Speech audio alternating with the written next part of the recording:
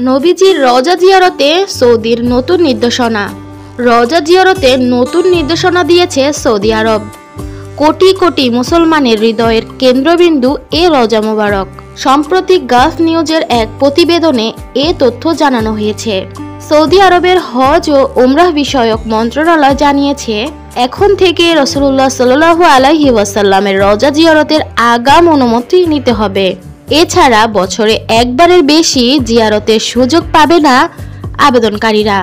মন্ত্রণালয়ের ঘোষণা বলা হয়েছে, রওজা জিয়ারতের ভিড় নিয়ন্ত্রণ ও অনিয়ম কমানোর জন্য এ নির্দেশনা দেওয়া হয়েছে। নতুন নির্দেশনা অনুসারে আগাম অনুমতি ছাড়া কেউ রওজা জিয়ারত করতে পারবেন না।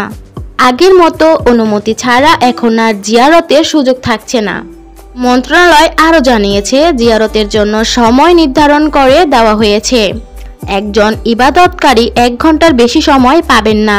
অন্যদের জন্য সুযোগ সৃষ্টি ও জনগণের চাপ কমাতে এবং সহজ ও সুশৃঙ্খল পরিবেশ তৈরির জন্য এই নিয়ম করা হয়েছে। নির্দেশনা অনুসারে মুসল্লিরা বছরে একবার জিয়ারত করতে পারবেন।